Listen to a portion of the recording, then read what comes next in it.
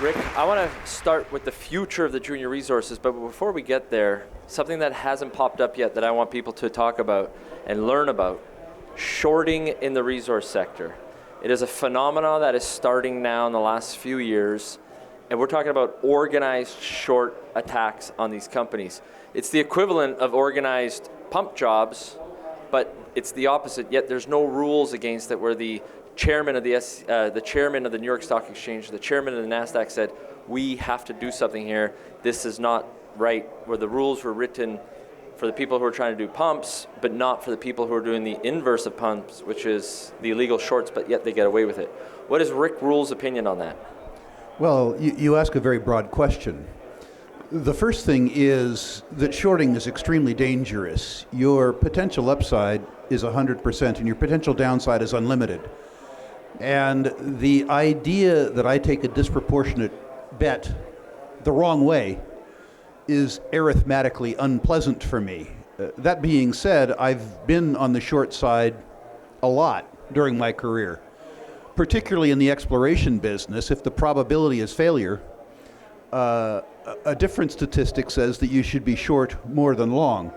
With regards to regulation, I personally don't believe there should be regulation on the long side or the short side. I feel like the people on the short side occasionally introduce rationality into a market that's generally irrational. When I was your age, Marin, and I was more engaged in promotional activity, there's nothing I liked in the world more than a good short position. If I had somebody short 10 or 12% of my float, it means that I had already found a buyer for my stock. There was a fight between me and them to determine at what price they had to cover. I remember as a young man, there were suggestions that I actually organized short squeezes, which I wouldn't have done because, of course, that would have been stock manipulation.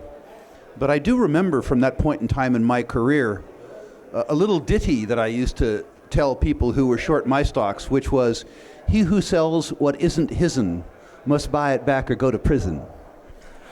So, but here's the thing, Rick, you talk about the maximum, the downside versus the upside, but that's not necessarily right when now with the leverage, let's say half of this room has a margin account with their brokers and they implicitly don't know that their stock is being lent out by whichever brokerage firm they're at to, say, hypothetically, a group here, and they're borrowing it and paying a fee on a leverage where they're renting it at, let's say, 1% a month. What's your take on that aspect? And everyone here should ask their broker. It's very difficult to protect people from stupidity.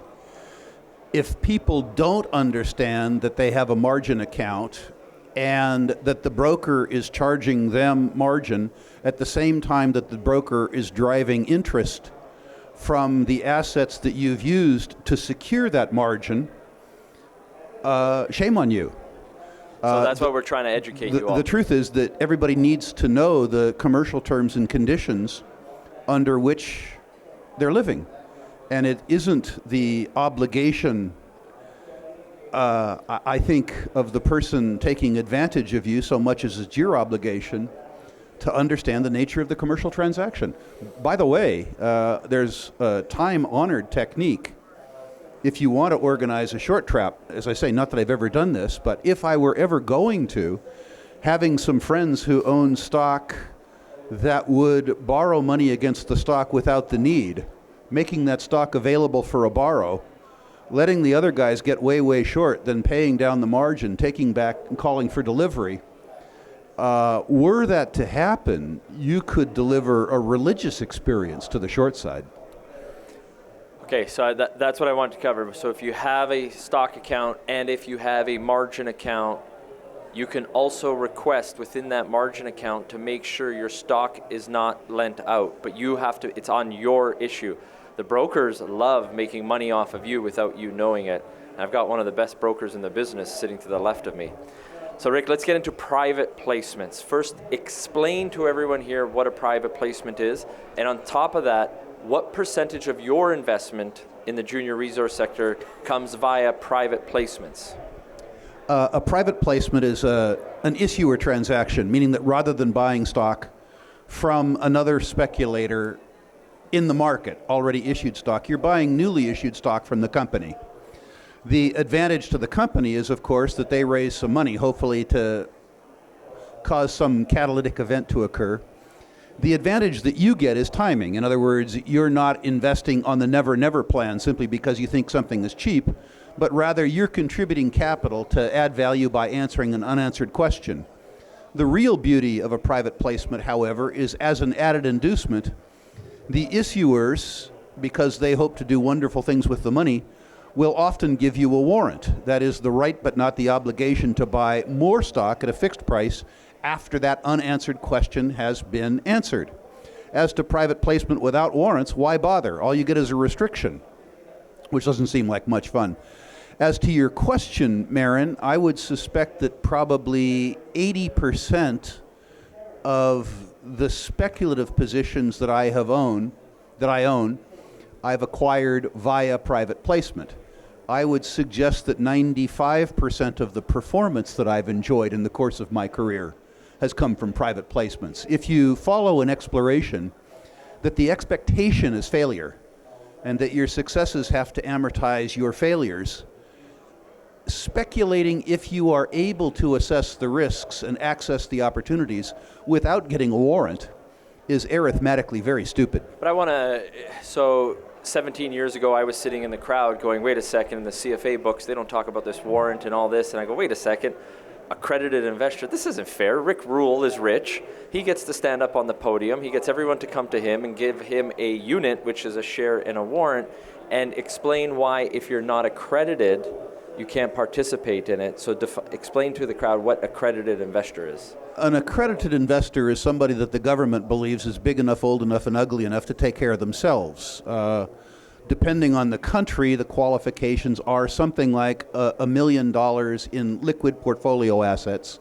There are other qualifications too. 300 grand a year salary. What it really comes down to is, on a historical basis, does your government believe that you can afford to take the risk? It's interesting.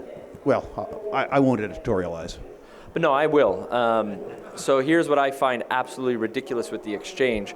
I'm a young hustler trying to get this, and I wasn't born rich, self-made, and you sit there and you go, wait a second, I'm already against the odds because the government says that I can take the risk after Rick strips his warrant, but I can't take the warrant. Do you see this changing, Rick? Because it has to. The exchange has to state enough's enough. We need more people to come into the industry. And if you have the risk to buy stock in the open market, you should be able to buy in the private placement. I think asking the government to do something intelligent or care about actual investor protection is asking far too much. In my experience, 45 years dealing with these schmucks, they vary between unwitting and unscrupulous. If they do the right thing, it's a statistical aberration. It wasn't intentional.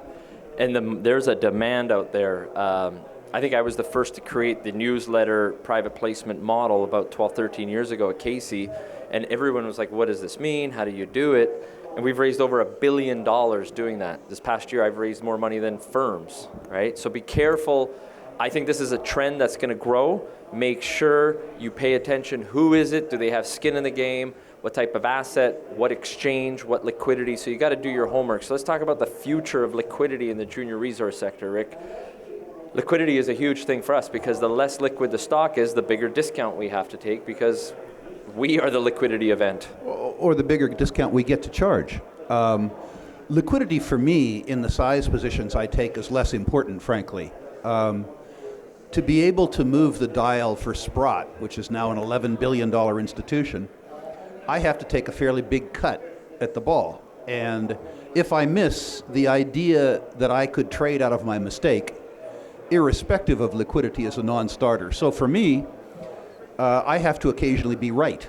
That's how I make my money.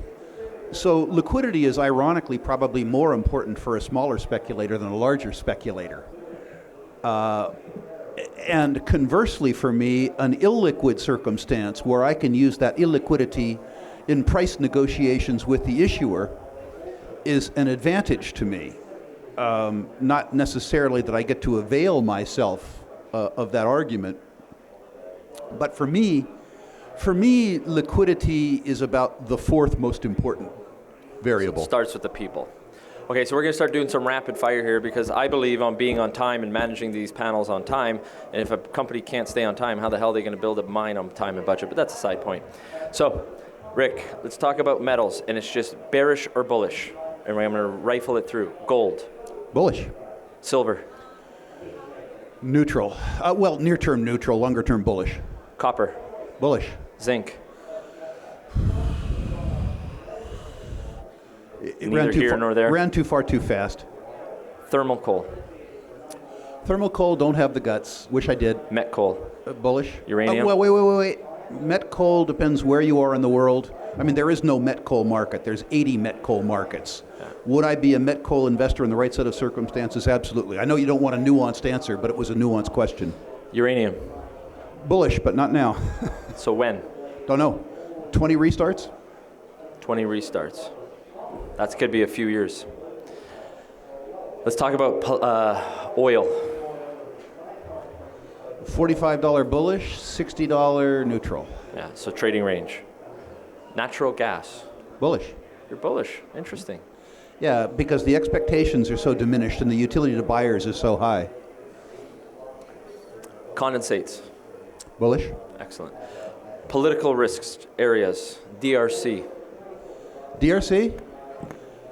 I guess it depends who you're backing. Yeah, I mean, Congo's been really good to me, Marin. The worst political risk I ever experienced in my life was here in the People's Republic of California, where the opportunity set is smaller. The idea to participate with Robert Friedland or Adolf Lundin in a war zone for world-class targets with no competition has always been compelling to me. So because of the geological endowment and because I have no competitors, I love the Congo. Going back, I'm going to ask platinum, palladium in South Africa. South Africa is very hard, but if you're going to be in the platinum and palladium business, you have to be there or you have to be in Russia. Longer term, I like the platinum and palladium business simply because the industry cost structure is higher than the selling point. The industry is in liquidation. Either the price goes up or we don't have catalytic conversion, including in chemical processes. So bullish. South Africa is harsh. It's lousy and it's getting worse.